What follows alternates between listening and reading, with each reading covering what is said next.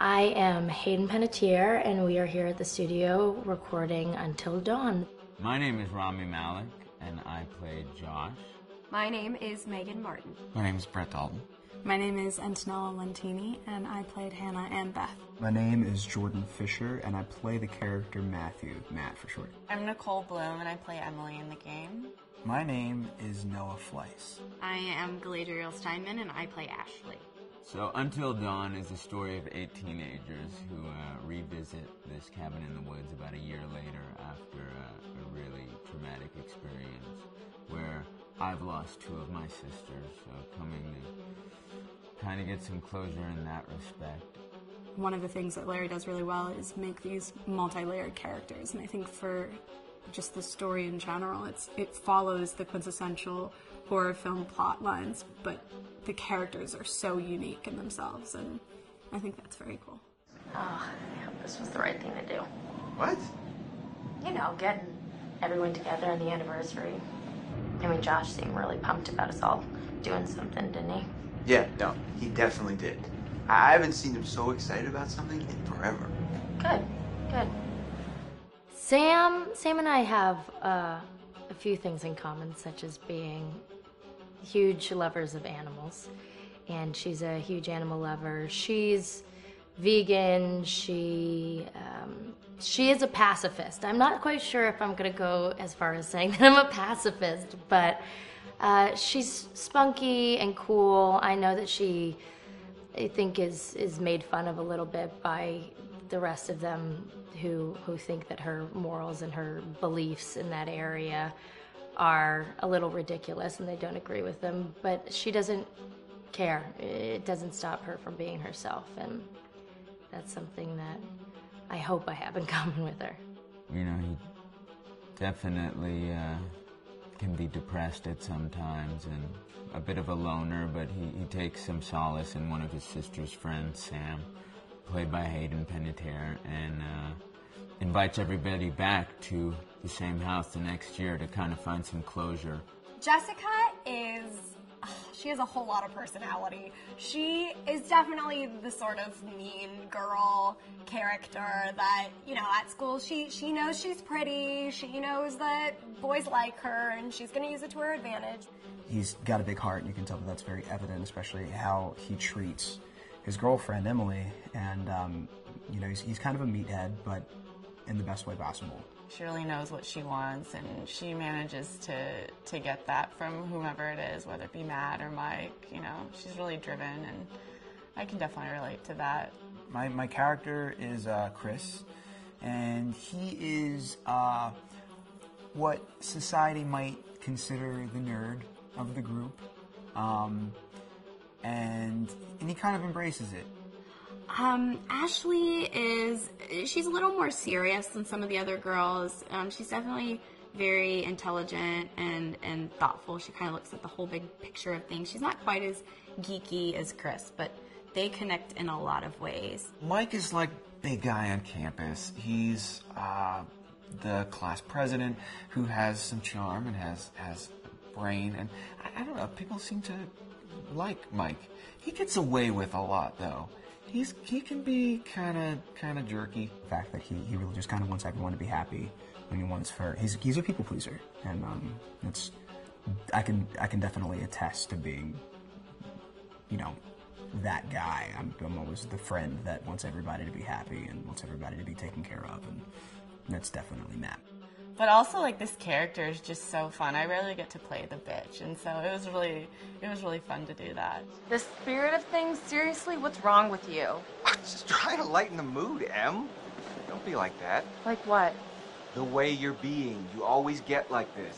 I just think this is just the coolest thing to be a part of, and I just think it's going to take the world by storm. I really do. I think this genre is the wave of the future, and I think that once people see the potential behind it, of getting to interact with the drama that you're witnessing unfold in such a realistic way, that this is how entertainment's going to be from now on.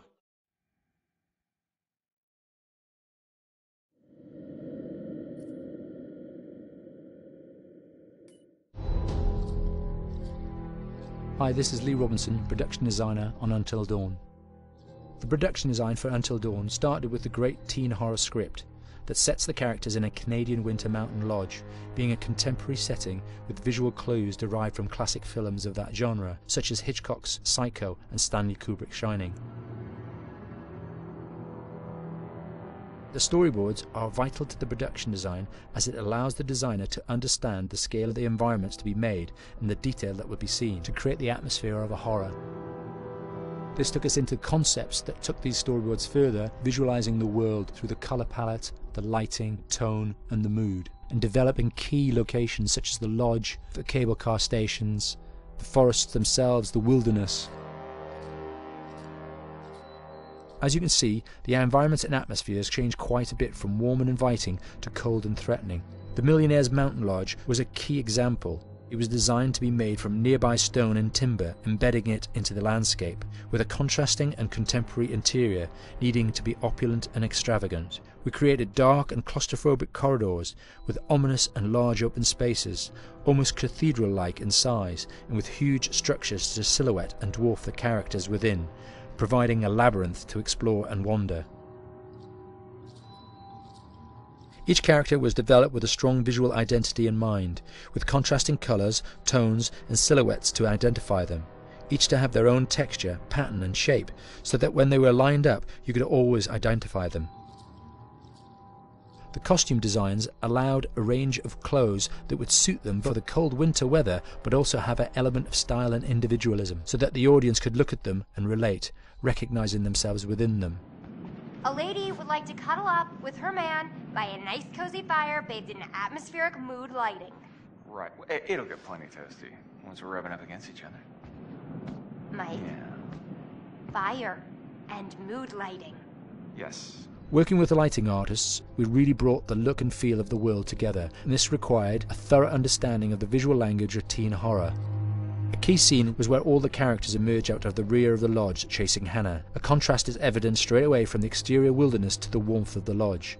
The attention to character lighting here is through the bounce and rim lighting, accented colours and composition, creating characters that come from the dark into the light and back again with an emotional effect. Guys, there's someone outside. What the hell? Hannah! What's going on? Where's my sister going? It's fine. She just can't take a joke. It was just a prank, Han.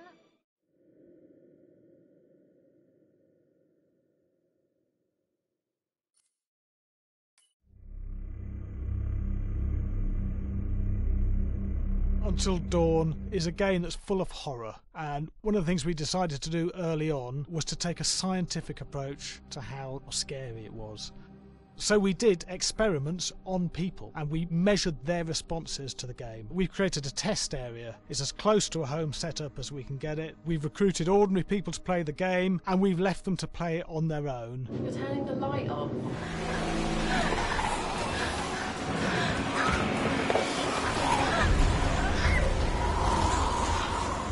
The only difference is it's rigged with cameras and microphones that relay the data through to the next room where people are watching them play. Bracelet here we use for biometric testing. It measures the player's emotional response. It's called a galvanic response sensor. It makes contact with the user's skin and it measures the electrical conductivity across their skin. It's the same principle as an old-fashioned lie detector. When you're stressed, you sweat a little. Very sensitive. It picks up tiny changes if the player is feeling anxious or scared. That data's fed back to a testing team. It comes through as a graph.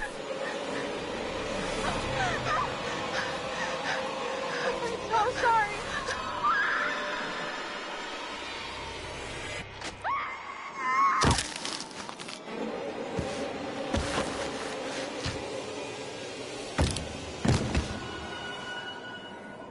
There's no point testing one or two people, you have to test a lot of people. And what's your step? When we have a scare that's consistently has a measurable emotional response, then we knew it was good. If it didn't have that, it goes back to the team for improvement. The data doesn't tell us what's wrong with the scare, it only tells us if it's working or not. Wait, okay, so you hear that too, right? Josh. Here we have a chapter relatively early in the game. Weirdly regular. Nothing regular about it. We have to create tension and anxiety in the player so they are ready to receive the scare.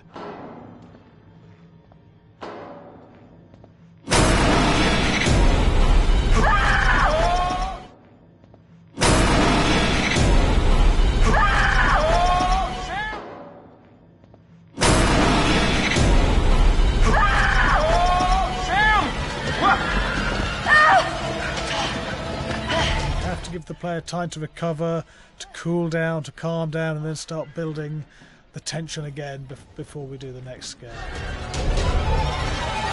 Hey. What? Hey. What the hell? Boom. You just got mugged.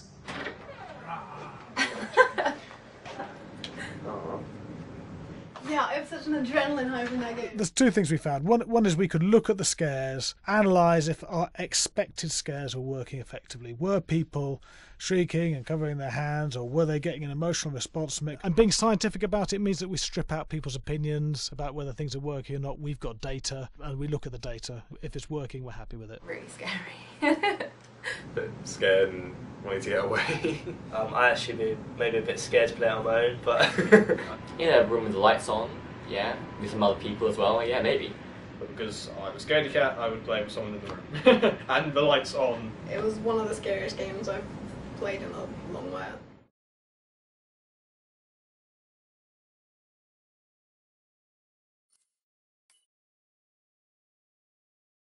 Hi, Larry. Hey, Graham. Hi, my name is Graham Resnick. I'm a filmmaker, writer, director, sound designer, and I started working with Larry Fessenden about 10, 15 years ago through my friend Ty West, who I grew up with, and have done a lot of sound design with on his films. And he was producing Ty's films at the time, and Ty introduced me to Larry. Larry produced my first feature, and we've written together on several projects. My name is Larry Fessenden. I'm a filmmaker. I run Glass Eye Pix, which is an independent production company out of New York. We make indie movies, a lot of scary movies as well. And I got a call to audition to write this video game. And I called my pal Graham Resnick because Graham is a gamer. And while I thought I could offer something to the idea of writing this multi-branching story, I knew that I would want Graham's expertise as a lover of gameplay, since I guess games were started. So and just as a lover. And as a lover, yes. Which is why there's so many sex jokes in the game. There was one Italian website that did say the Larry Fessenden right. and Graham Resnick, the two lovers behind Until Dawn. Come here. Maybe I know how to handle you too. I am definitely ready to be handled. So I wanted Graham by my side. Yeah, and we got the gig, and it's been an amazing ride. Oh, hell yeah. Oh my god. She's taking her shirt off. What? Oh my god. Matt, what are you doing here? Hannah. I'm sorry, Hannah. Hey, This all don't got out of mind, hand, just So in the game, the basic setup is that a year prior to the game's start, all these kids had gone up to a ski lodge that was owned by the parents of one of the kids, or a couple of the kids, and some of the teenagers played a prank on some of the other teenagers, and the terrible tragedy occurred when a few of them, two sisters, ran out into a blizzard, and were never seen from again.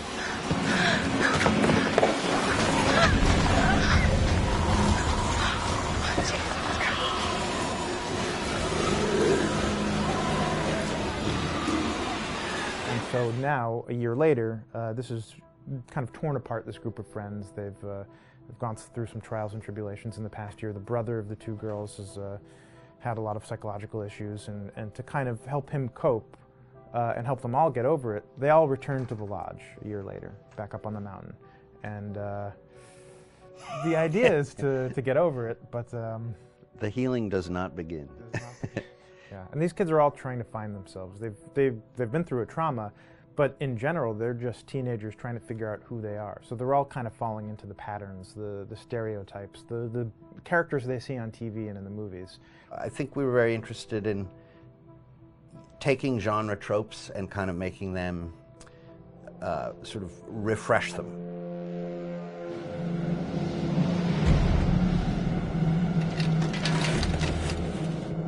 Hey, did you see that? Dad said it'd just be us this weekend. We're familiar with how slasher movies work. Most people have seen some horror movies, and we have established notions and preconceptions about the roles of the players in horror movies and how they talk and how they get killed and how they have sex. And to bring you into the game that way and then subvert a lot of those expectations was kind of our goal. They're haunted by some incident that happened in their past, which I think you pretty much figure out that that's going to have a role in their interaction. Yeah, so I think what was fun was we take some sort of stock characters and we try to give them some shape, but at least at the beginning they're recognizable in the way of groups of friends. There's, you know, the jock and the bitchy girl and the rivalries between everyone. And oh my gosh, and really fun characters too. Like we just had so much fun living in the minds of these characters through writing the script. What do you think? Jesus! You know, it was fun. I think we were looking to get that kind of banter that you Yeah. see both in movies, but also that you absolutely have with friends, and sort of those inside jokes. And of course, as writers and as friends ourselves, we sort of developed little tracks, and we try to give the characters that kind of vibe.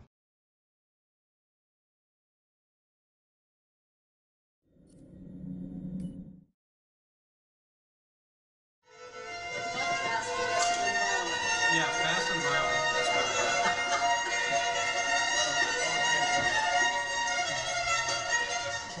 All right, from the top.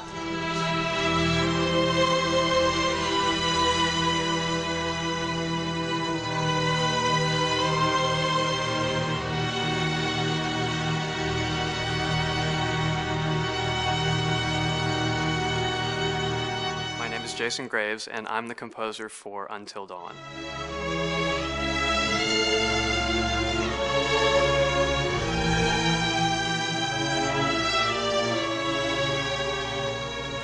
I've been involved with Until Dawn for about a year now. Originally, I was contacted by Barney Pratt, the audio director. I think that had something to do with my lineage of horror games, and hopefully not the fact that my last name is Graves, although a lot of people seem to associate my name with scary music.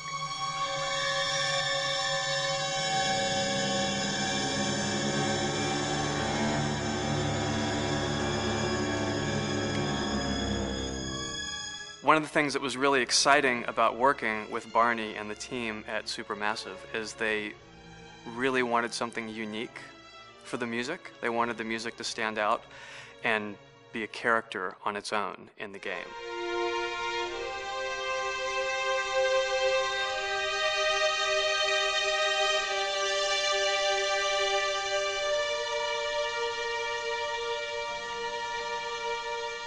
When I'm first starting on a new score, and it doesn't matter if it's film, television, or games, I always end up going to the main theme.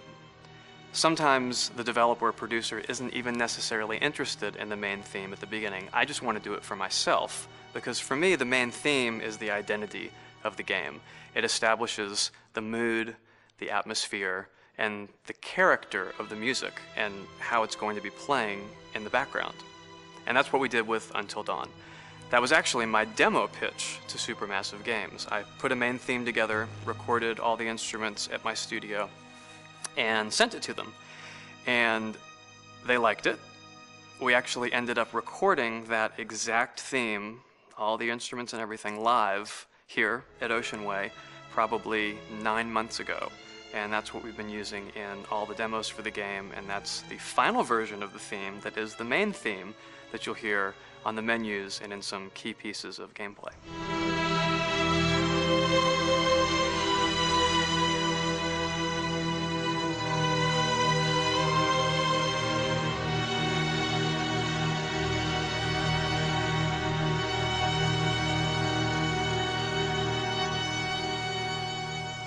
seem to have made a name for myself in horror. And there's something about scary music, I think it's maybe the lack of rules. The biggest rule in scary music is there are no rules, so you can do anything you want, and actually, if you end up doing things that don't feel like they would work out together, they kind of clash, and it ends up being even more effective for scary music. So that's what really drew me to Until Dawn, was the textures, plus writing thematic material that is interwoven with the scary textures. I haven't really done anything like that before. Usually it was just all tension all the time, and that's fun and it's great.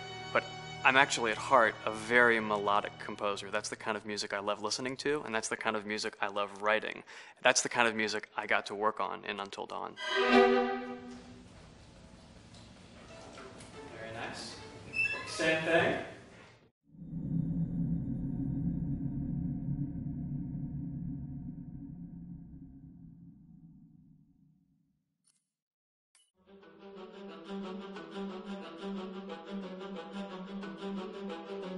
My name is Will Biles, Executive Creative Director of Until Dawn. The first part of getting a believable facial performance in-game is to capture, topographically, the actor's range of emotional expressions as separate versions of the same head. Every tiny nuance gets digitized and merged, effectively creating a model that can recreate every facial movement that the actor makes. Once the topography has been recorded, the actor's performance itself can be captured by using a predetermined set of marker points, drawn precisely on the face, and a high-def helmet cam, wirelessly linked to capture devices. The camera is the small box where it looks like the microphone should be. Outro Sam. Mark.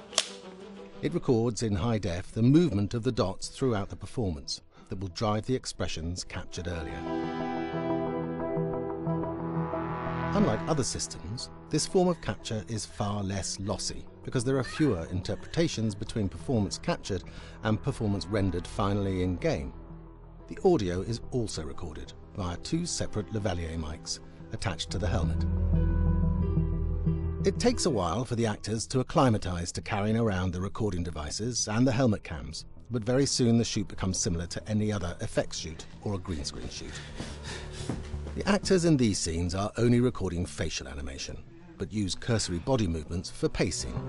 Wait, and maybe we should all stick together and find everybody and make sure that we're all okay, so... 1-1, the year before the prank. Take 2, Mark. Other than the other actors, they have to use their imagination for everything and everywhere that they are supposed to be seeing and feeling. Idiot! So dumb! From a hot midday studio in Los Angeles to a freezing midnight mountain in British Columbia.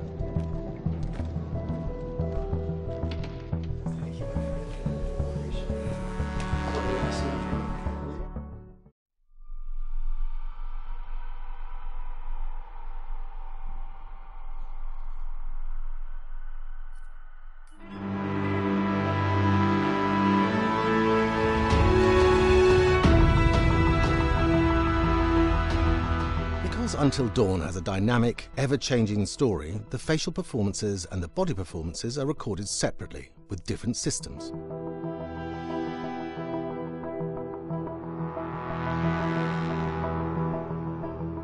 With the body capture, we use reflective bead suits and an infrared camera matrix system that drives the CG bone hierarchies in our character models.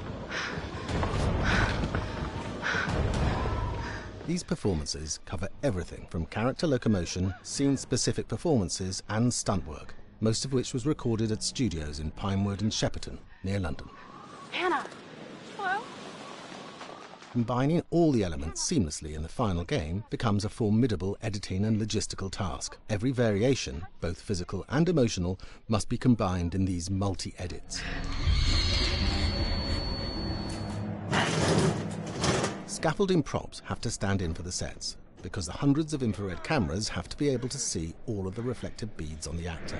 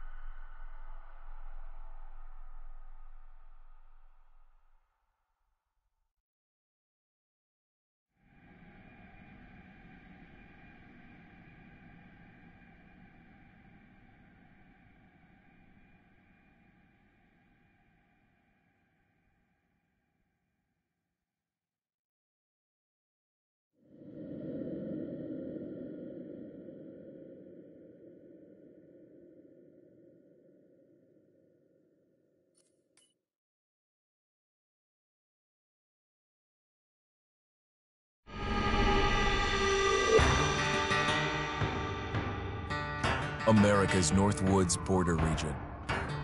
Within this land of 10,000 lakes and miles of dense timber, a hideous creature is believed to lurk. The North Woods is probably one of the last frontiers in America. There's still a lot of places in this area that hasn't been set foot by man. Monsters and mysteries exist here because it is remote. Up in the North Woods, winters are long.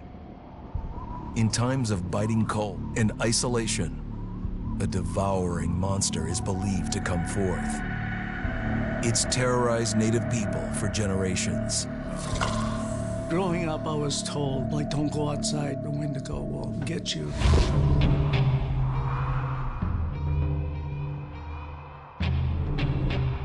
Among the traditions of the northern Algonquin tribes is the Wendigo, a monster that can seize hold of a person to carry out its hunger for human flesh. Many Native Americans fear even talking about this Wendigo, and even the mention of the name will let the Wendigo find out where you are, and it will open you up to be possessed by this Wendigo. The most famous case of a Wendigo possession took place in 1879 in the deep woods outside of Edmonton, Alberta. Swift Runner, a Cree Indian, was a trapper and a guide. He had left town the previous autumn with his wife, 6 children, and his mother.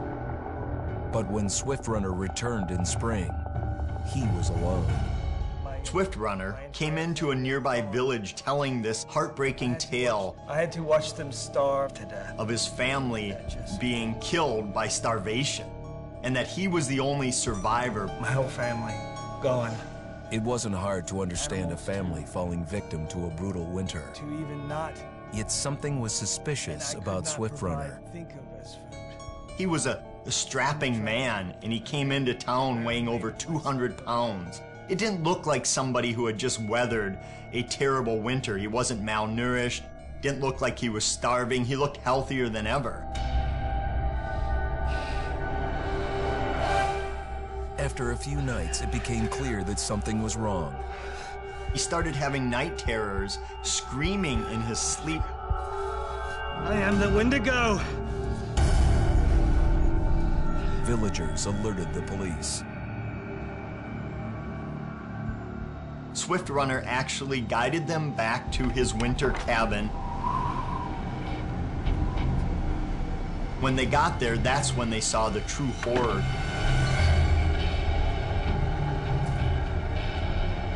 Human skulls were scattered around, many bones, some of which had been snapped in half, and the marrow inside had been drained. They had never seen anything like it. Swift Runner had killed his entire family, shooting them, hitting them with an axe, strangling, and then eating most of their bodies.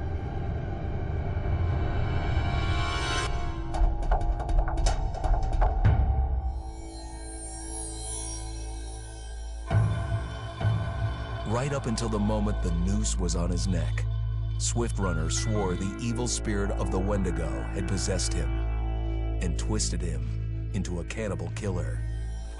When he was on the gallows, Swift Runner himself said, "I am no longer a man."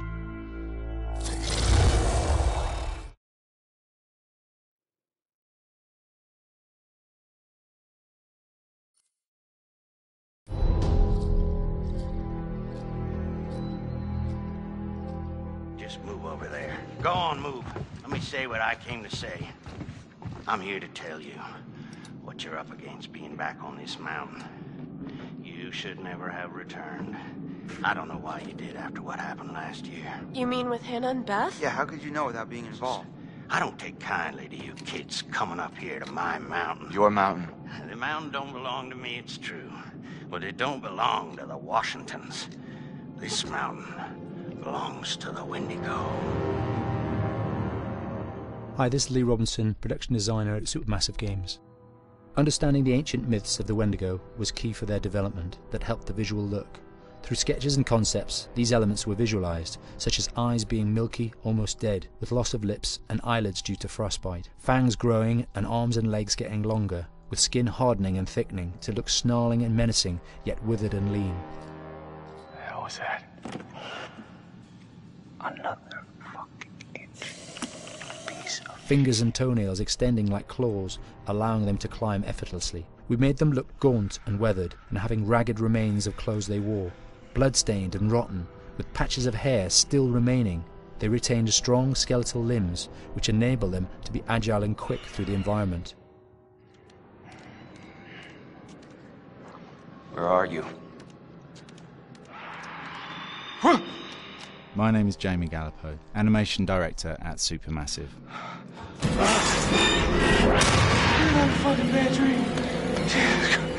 The overall direction on the creature was to be very strong, to be extremely fast. We wanted a spider-like movement to the creature. 1 minute scampering to leaping and then crawling, almost instantaneous. And finally, we wanted the creature to have this real, uncontrollable thirst for flesh.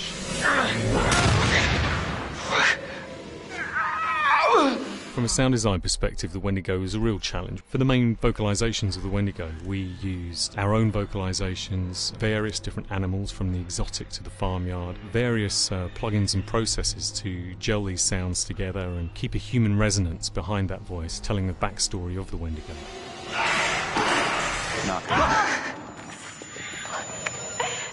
During the chase sequences, the anger of the Wendigo is felt by encircling breaths, screams and screeches that essentially chase you as you're being chased by the Wendigo.